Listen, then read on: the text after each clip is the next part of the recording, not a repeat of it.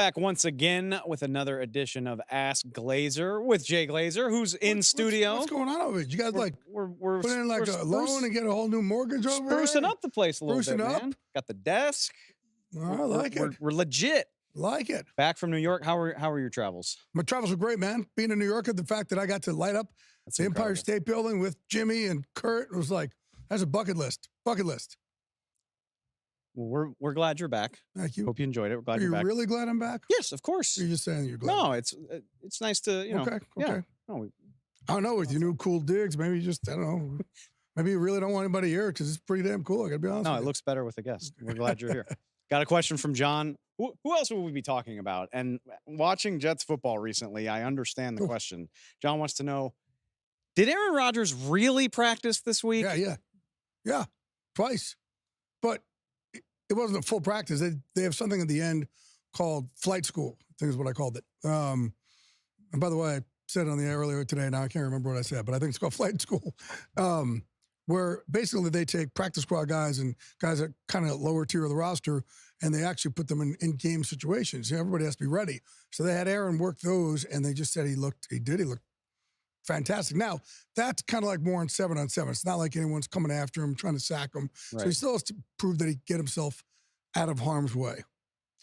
Do you see him? I mean, I hear you. I think it depends what I know the question. You see him playing. It depends what day it is. You know, like at first I was told, well, they got to be in the playoffs. Then I was told, no, I think Aaron wants to prove they can come back no matter what. Then I was told, no, it's going to be in the playoffs. Then Aaron said it's going to be in the playoffs. But even when you talk to people inside the Jets, they're like, we don't know. It's day by day.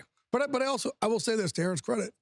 Like emotionally, there's a lot. When you're trying to come back from an injury, it does affect you a lot here. And it kind of takes you through this gamut of emotions when you are trying to come back from something that, like rehab, dude, there's nothing lonelier than rehab. It's painful because you got to push yourself, but it's lonely. And you don't have a whole team around you doing stuff. And it really is a different situation. And so I think for that also, a lot of times he's like, no, no matter what, he's trying to prove something to himself. And I think he has to have certain goals. But at the same time, I think people are going to be like, hey, what, don't put yourself in harm's way if it's not needed. And I also, I mean, how the Jets season is going, I'm sure that's going to weigh heavily with the final decision. Another question from a guy who is currently looking for work. Basically, where's Shaq Leonard signing? We keep hearing smoke about the Eagles and Cowboys. What do you think happens? That's the two teams, I think, from what I understood. That's who he visited. That's who he was trying to decide upon. And I think he was waiting to see what happened with the Eagles game today to see where he wanted to go. But I know both teams also told him, the role he's going to play. And Shaq Leonard's, was a beloved and is a beloved guy in the Colts organization. But I think they want to start getting some young guys in there and want to say, hey, we don't want to disrespect you by not having you play. So you see teams, give guys almost their freedom to go play with a winner. I love the idea that Shaq Leonard's like, let's see what these standings look like on Monday morning. All right, the team that's not playing, the Chicago Bears. I love this question just because typically we get questions about what does Justin Fields need to show? This one's just cutting straight to the point. Who will be the Bears quarterback next season? I still think they're in evaluation mode of Justin Fields. That's what I think. It certainly does some good things, but thing see the other night, just he still does it with his legs, but he's not. There's a lot of questionable calls with his arm. Absolutely. Right? So I still think they're in evaluation mode of what they want. Now, listen, if Justin Fields could show I'm the guy, he's it. It changes the whole top of the draft. It completely changes everything. And then they could put pieces in around him. But if they have to use it on a quarterback instead of using it on a receiver or tackle or something along those lines, it's just completely different. But I think they're in eval mode still. Do you agree with? And this is my opinion. It's like this is way more about how Justin plays than wins and losses, right? No, I think it's both. You got to see. Obviously, you want to see the dude win. I guess how well you're playing is irrelevant if it's not translating to something. But it's also like, last year he did a lot with his legs. So this year they said, okay, let's see if we could start the season, show off more with his arm. And that didn't work, right? So then they started getting his legs more involved, and he started doing things like that. But I can't answer the question for you if he's their guy. I don't think the Bears can answer the question yet. Let's stick with the if same. They can't answer it, I can't answer it. Sticking with the same topic, what do you think the Giants do at quarterback? Obviously, it doesn't look like you can get away from. They have to get somebody because Daniel's not going to be back to the start of the season. Right. But also the way his contract is laid out, they can't move on from him after next year. After next season, yes.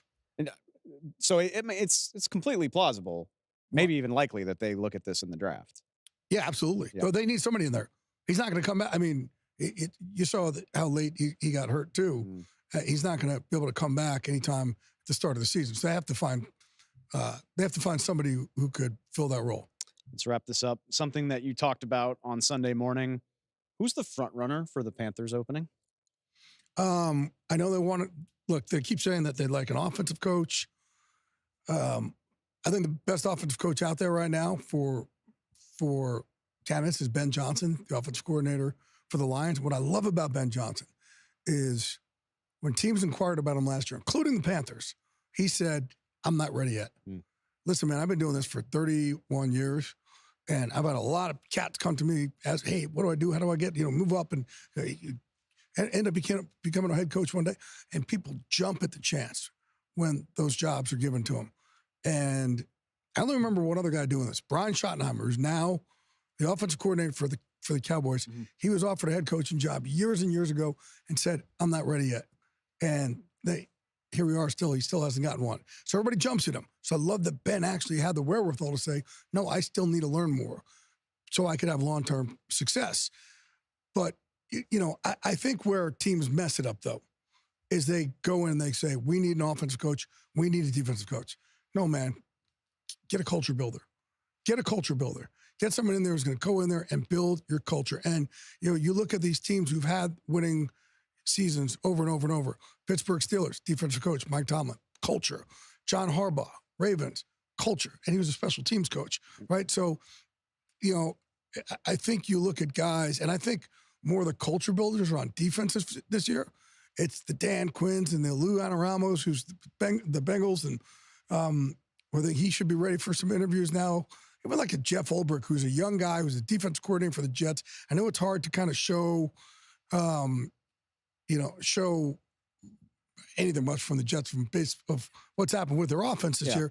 But I do think this year, more than any other year, you look at it and go, "Man, where can we find somebody to build our culture?" Because it's just not those. There's not a it used to be, well, let's just take somebody from Sean McVay's staff. Let's just take somebody from Kyle Shanahan's staff. Right? You just don't have that anymore. Kyle Shanahan's running out of people to have Sean McVay. Yeah, same exact thing.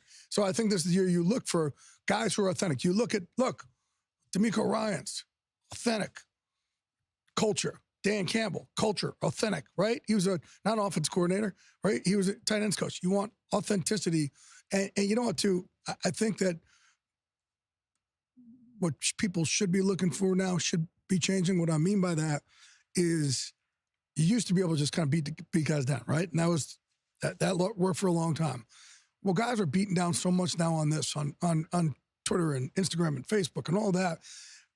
They don't want to get beaten down by their father figure now. They need to be loved up. They need authenticity. Mike McDaniel, right? Look what those guys do. And I think that's where you need a shift now of don't need an offensive guy or a defensive guy. I need somebody in here who's going to build a winning culture for a long time. It's going to be one thing I'll say for the Panthers. They're going to have a lot of time to evaluate because so many of these guys are going to make playoff runs. But they also, they don't have first-round pick, right? So it's even that. And you have to look at it and say, a coach has to look at it and believe in Bryce Young also. And I will say this. I know everybody's saying right now, "Oh, C.J. Stroud or Bryce Young." Man, I didn't speak to a single team that had C.J. Stroud over Bryce Young, including the Texans. So hindsight is obviously 2020. But if you look at it and go, "Man, I really like Bryce Young. I could build around Bryce Young." There'll be a lot of coaches who'll still say, "I got it. I'll do it." And I've talked to coaches who'll say, "Man, I know I could turn that place around." That's a certain ego you have to have also. Of course. As a guy who's, wants that spot. Can't wait to see how that plays out. Yeah, I mean, Panthers will have a long time to think about it, I'm sure. Can't wait to see what they ultimately decide. Jay, as always. Appreciate you, brother. Great talking to you. Great to have you back in the studio. Congratulations with the whole upgrade. This whole fixer-upper. We're coming up in the world. Thanks to Jay. Catch y'all next time.